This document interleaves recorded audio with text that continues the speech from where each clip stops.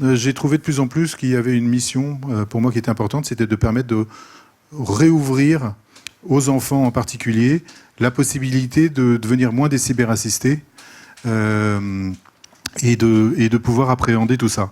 Et donc, je vous présente François. C'est lui qui va principalement faire la démo d'un produit qui va être lancé très prochainement. Et donc, François, à toi. Eh ben, merci Laurent. Ah, ça marche. Ouais. Donc, pour commencer, je vais vous rappeler des souvenirs. Les moments, le temps où c'était simple. Regardez. Voilà, on va lancer la vidéo déjà. Voilà. L'Amiga. Mon premier programme sans bug. C'était ça. Moi, c'était sur un Superboard 2. J'avais jamais touché un ordinateur. J'ouvre la doc. Voilà, je lis. Taper ça. Appuyer sur F1. Voilà. Ben voilà, je suis un programmeur. C'était quand même bien, non? Alors qu'aujourd'hui, combien de temps il faut pour faire ça sur une fenêtre graphique? Quel que soit le langage, quel que soit le truc. Et peut-être le gosse qui a fait ça à 10 ans, qui ne s'est pas découragé après 2 jours d'efforts, d'erreurs, de compilation, d'installation, bah, il aurait fait ça 3 mois plus tard. Pourquoi pas? C'était certes, les ordinateurs étaient moins puissants, mais c'est quelque part, c'était mieux pour apprendre. La recherche de puissance à tout prix n'est pas la bonne solution pour apprendre. Ce qu'on cherche, c'est une courbe d'apprentissage. Voilà. Alors, on cherche la courbe d'apprentissage facile. Tu me mets la... Je laisse faire monsieur PowerPoint parce que... Ah non, c'est PowerPoint qui... 30 ans plus tard. Oui, c'est moi qui me go. Voilà. Voilà, donc... Voilà. Donc après, moi, je ne sais pas si vous connaissez les produits que j'ai fait. J'ai fait le STOS et la MOS sur Atari ST et Amiga. Donc c'était des basiques très simples qui ont été des succès en Angleterre et pas du tout en France, très peu en France. Donc c'est pour ça que personne ne me connaît ici. Mais voilà. Et plein de gens, depuis 5 ans, je reçois des lettres de gens qui ont dit j'ai appris l'informatique grâce à Amos, grâce à Stos, et ils ont tous maintenant des super positions dans l'industrie. Hein. Il y en a qui ont créé des sociétés, il y en a qui travaillent pour Ubisoft. Ils sont tous très hauts, et ils me remercient tous. J'ai des centaines de lettres. Alors l'année dernière, ça m'a riné, j'ai décidé de réécrire une version d'Amos, utilisant les technologies modernes, JavaScript, qui fonctionnera donc sur tout, etc. Donc c'est le produit qu'on va vous présenter, qui ne s'appelle plus Amos, qui s'appelle AOZ. Parce que le but est que vous deveniez les magiciens d'AOZ. Voilà. Alors, c'est pas celle-là. Donc je vais passer directement à la démo. Le produit lui-même. Alors, pour le moment, nous utilisons Visual Studio parce que nous comptons bien sûr faire notre propre IDE. Ah, il faut changer les écrans.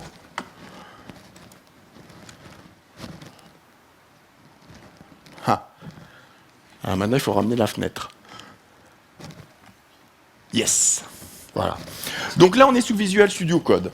Eh bien, écoutez, je vais faire Printello. Imaginez, j'ai 10 ans et je veux devenir un programmeur. Je viens d'installer ça. Je fais nouveau projet, mon application. Ah.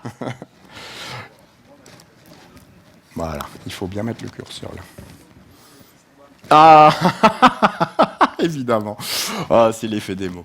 C'est pas grave, je vais charger le fichier. Voilà. On va dire que c'était ça. Voilà. Bon, je tape Print Hello World et je fais Run. Et voilà, ça marche. Donc c'est un transpiler qui convertit la syntaxe, une syntaxe de format basique, mais le mot est tellement marqué qu'on évite de le prononcer, qu'il faut une syntaxe de ce genre-là, en JavaScript et HTML5. Alors, évidemment, le produit est compatible avec les programmes originaux écrits en Stos et en Amos. Donc, par exemple, je vais pouvoir charger le reversi. Et c'est de la syntaxe. la syntaxe if, then, etc.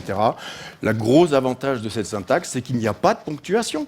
Les enfants et les débutants sont rebutés par les accolades, par les flèches, par les points, par les choses comme ça. La seule ponctuation qu'il y a dans la syntaxe du basique, c'est les 2 points, voilà, et les virgules.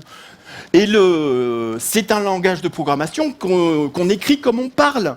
Donc aux enfants, on raconte des histoires. Donc quand ils programment, ils se racontent eux-mêmes des histoires avec des instructions magiques qui font plus qu'un simple print, bien sûr.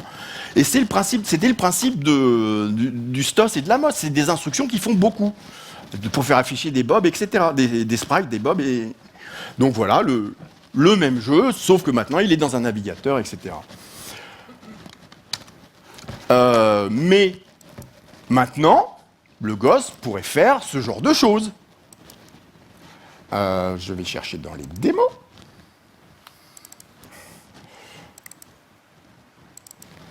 Parce qu'il faut quand même voir que JavaScript, et avec les moteurs JavaScript de Chrome et de Firefox, ça va quand même à une vitesse folle. Et beaucoup de gens critiquent le fait que Chrome est un système fermé.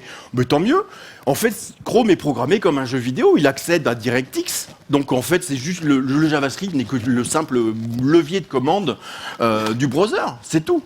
Et on va à la vitesse d'un véritable jeu vidéo. Il n'y a pas de raison. Donc ça, c'est une démo en basique. Alors, je ne sais pas si vous avez connu le STOS et la mode, on pouvait avoir genre 50 bobs. Bah voilà, maintenant, il y en a combien Il y en a 3500 et encore, c'est même pas accéléré. J'utilise même pas les Canva 3D. Donc voilà, c'est cette puissance-là, avec cette simplicité originelle qu'on veut donner aux enfants. C'est-à-dire, les outils d'aujourd'hui sont très bien, mais ça reste quand même des outils pour apprendre. C'est pas des outils pour faire des jeux. AOZ est un outil pour faire des jeux. C'est une game engine sous forme de langage. Donc l'enfant de 10 ans a quand même l'espoir d'arriver à faire le jeu de ses rêves. Alors que s'il le fait en Scratch ou en Python, il a perdu d'avance. Alors, évidemment, Là, c'est une démo, mais dans les versions futures, il y aura de la 3D, évidemment. La 3D simple. Pardon. Où suis-je? Pendant qu'il cherche, donc juste pour vous expliquer, l'idée de base du produit, c'est donc ce qu'on appelle un transpiler. C'est-à-dire que c'est écrit dans un langage simple, qui est le basique, et ça va être converti en JavaScript. Et donc, ce qui était très important pour nous, c'est que ce ne soit pas un langage qui soit une impasse pour les enfants. Ouais. C'est-à-dire qu'on leur apprenne une syntaxe qui, ensuite, professionnellement, est inexploitable et qui mène à rien. Ou typiquement, c'est vrai que le basique ne peut pas permettre de développer des applications dites professionnelles sur smartphone ou autre. Mais là, en fait, ça convertit en JavaScript. Et si vous voulez, vous pouvez aller regarder au fur et à mesure quel est l'équivalent de ce que vous avez fait en basique en JavaScript. Vous allez le voir, rajouter du JavaScript directement dans le basique. Donc en fait, c'est un langage qui va permettre d'apprendre, mais qui est la première étape pour aller éventuellement plus loin et porter l'application dans n'importe quel environnement. Voilà, le but est que la courbe d'apprentissage n'est pas de haie impossible à franchir, surtout au début. Commencer doucement, avec une pente douce, et des chemins de traverse pour ceux qui vraiment veulent se pencher sur des choses et aller plus vite, ou découvrir le WebAssembly, ou découvrir le JavaScript. C'est possible, mais on peut aussi faire la même chose en utilisant les instructions de base ou des objets d'extension et des choses comme ça. Et le but, évidemment, est par le mélange progressif de la syntaxe basique et de la syntaxe JavaScript qui sera fait à l'école lors de l'apprentissage, parce que c'est un produit évidemment que nous allons proposer aux écoles et à tous les organismes d'éducation, c'est de commencer doucement en basique pour ensuite passer tranquillement au monde professionnel en découvrant ZIS, en découvrant les objets, en découvrant la notion de classe et de toutes ces choses-là, pas de but en blanc. Comme on fait en Python, où il faut déjà connaître ce que c'est un objet pour commencer. Donc c'est déjà quand même dur, et il faut arriver à l'installer, et ainsi de suite. Donc par exemple, là, et aussi il y a cette approche que moi je veux utiliser mes outils, parce que j'irai 10 fois plus vite que les autres. Les autres iront 5 fois plus vite avec d'autres outils. Le but aussi est de faire un outil qui soit réellement utilisable pour faire des jeux sur smartphone de qualité, en une fraction du temps nécessaire avec les autres outils. Et en codant parce qu'en codant, on va quand même beaucoup plus vite qu'avec des outils graphiques. Et ben, ce transpilateur est incorporable à une chaîne de compilation normale, et c'est pour ça que je peux vous ouvrir un terminal et lancer la compilation de ça avec un batch qui lance le transpiler, qui fait tout et qui vous fait de la 3D. On utilise évidemment, on ne va pas refaire la roue, on utilise le 3.js comme moteur de 3D, donc c'est lui qui va nous fournir les collisions et tout ça, c'est déjà écrit, pourquoi s'embêter? Voilà. Donc, et c'est du code basique là pour le. Et alors, c'est un basique extensible. Vous pouvez définir vos propres instructions avec l'instruction instruction. Ça, voilà, c'est compliqué. Et pour faire des fonctions, vous avez la fonction fonction. Voilà, donc vous définissez votre propre syntaxe, et je me vois déjà, quand j'irai donner des cours à des enfants, on partira de rien, on aura juste la structure, et on définira notre propre syntaxe, et on fera notre langage à nous. Et pas un basicois, bien sûr. Je ne sais pas si vous vous souvenez du basicois. Alors, on peut changer la scène, hop. Mais je ne comprends pas pourquoi elle a... Les dieux de l'effet démo sont avec nous. Ah, voilà. Voilà. Donc on peut... Mais ça vous impressionne même pas. Mais pourtant, c'est écrit en basique. Voilà, bah écoutez. Donc, en fait, le langage, la forme, le nom du langage importe peu maintenant sur les machines d'aujourd'hui. C'est simplement la structure. Et la vision de la société, c'est de corriger les erreurs qu'il y avait dans l'Amos et etc., le STOS original, puisque évidemment, c'est la syntaxe d'un produit qui a 30 ans, donc c'est un peu daté. On va sortir, dans un an ou deux, une nouvelle syntaxe qui sera très moderne, qui sera efficace, avec des contextes de programmation, avec des promesses enfin lisibles, avec toutes les choses que j'aurais aimé avoir dans un langage, et c'est corriger le brouillon qui était Amos et Stos à l'époque. Voilà. Qu'est-ce que je voulais dire? Donc on va revenir à la démonstration, à la présentation. Oui, non, pardon, excusez-moi. Je vais quand même vous montrer le mélange de... Je vais vous montrer deux choses. Le code produit par le transpiler, parce que c'est essentiel dans un but d'éducation que le code produit soit de qualité. Donc l'application de base, ce que produit le transpiler, c'est un dossier HTML avec un index. Et là, pour le moment, tous les sources sont en séparé, mais l'application elle-même contient le code. Et voilà. Donc le print hello est converti en ça. Alors, si je veux mélanger du JavaScript avec... Et ça, c'est un avantage pour l'éducation énorme. Donc, par exemple, je vais faire ma variable, pas besoin de déclarer.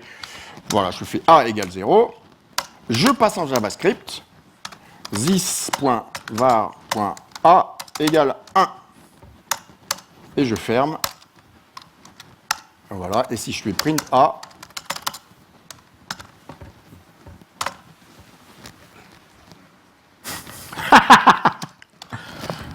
les dieux des...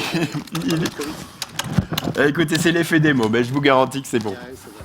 Il y a this.var, bah ouais, c'est bon. Attendez, bah on va aller voir. C'est l'effet démo, j'adore. Ah bah ça va pas compiler, je ne sais pas pourquoi, bah je vais appuyer sur ce bouton-là, voilà. Je vous assure, ça a marché toute l'après-midi, hein, mais c'est normal. C'est normal. Bon, j'espère que vous nous ferez confiance. Pourquoi ça ne marche pas? Je ne sais pas. Je ne sais pas. Je suis sûr que c'est Microsoft. Voilà. Donc, de retour à la présentation. C'est où? Voilà. C'est monstrueux. Voilà. Hop. Donc, le but est de faire un langage qui soit facile d'accès, mais qui ne soit pas pour autant limité. Les outils d'aujourd'hui, ils sont très bien, mais il y a toujours, c'est soit un outil d'apprentissage, soit c'est un outil pour fabriquer des jeux. Vous n'avez pas une chose qui fasse les deux. Pourquoi est-ce que quelque chose qui serait puissant serait forcément difficile? On peut avoir de la complexité, mais il faut au moins... d'un premier abord, proposer quelque chose de simple. Et après, laisser les gens eux-mêmes vouloir avoir de la complexité. mais pas leur mettre toute la complexité d'un bloc comme Unity de l'éditeur. Prenez toutes les properties dans la gueule, et voilà. Oh, donc évidemment, il faut du temps pour apprendre Unity. Rapide, c'est même pas la peine. Le code, il y a presque une corrélation directe entre les instructions basiques et les instructions JavaScript. Donc la seule différence étant les goto. Donc si vous utilisez des goto ou des on-error goto, évidemment, on ne peut pas le faire en JavaScript du tout. Donc je suis obligé de regarder par-dessus et de couper en bloc. Mais si vous programmez sans goto, et il y a un mode de programmation sans goto, vous avez un programme linéaire. Voilà. Cross-platform, c'est même pas la peine de vous dire que JavaScript est complètement cross-platform, d'autant plus qu'après JavaScript, le transpiler pourra exporter du C, du C++, du C#, etc. C'est dans le plan de la société. Peut-être moderne. Si je peux me permettre, parce que tout le monde ne comprend pas forcément, ça veut dire que le code qui est généré, ça peut faire une app sur Android, ça peut faire une app sur iOS, web mobile ou sur PC. Voilà, en utilisant ce qu'on appelle un wrapper. En fait, c'est simplement, on prend Chrome et puis on le met dans un exécutable et finalement on lance un navigateur en lançant l'application. Et on peut voir que la plupart des applications aujourd'hui, y compris Visual Studio Code, sont faites comme ça et elles sont vraiment plus belles et plus agréables. Les interfaces sont faites en React, c'est quand même beaucoup plus agréable que l'accès direct aux widgets de Windows où on reconnaît les anciennes applications. Maintenant, il y a vraiment un décalage entre la nouvelle manière de programmer en JavaScript ou en n'importe quoi, mais utilisant les technologies modernes et ce qu'il y avait avant. Voilà, il y a même plus photo. Il y a même plus photo. Donc moderne. On va. La vision, c'est qu'un gosse de 10 ans puisse démarrer. Voilà. Moi, je rêve, dans 10 ans, si Dieu nous prête vie, que le gosse de 10 ans, que cet outil qui sera à la fois simple et puissant et profond, si on veut aller profondément, le gosse de 10 ans, il joue à un jeu sur la console de jeu, un double A ou un triple A, et programmé en AOS, et il dit c'est nul, je veux faire le même, il va sur le PC de la maison et il commence à faire son jeu et 5 ans plus tard, il est sur le générique. Ben voilà, c'est ça mon rêve. C'est ça mon rêve. Puissant. Les applications produites en AOS, en JavaScript, avec Node.js, on peut accéder à tout. On a toutes les librairies. On peut également, il y aura des objets pour accéder aux API React. Il y aura des objets pour faire des authentifications OAuth en 2 lignes, alors que c'est un enfer à faire actuellement.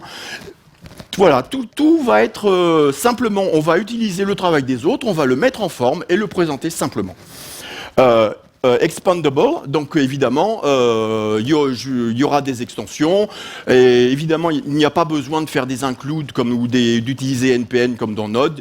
Il repère les choses qui ne sont pas gérées immédiatement, il les recherche dans les librairies, il les inclut automatiquement.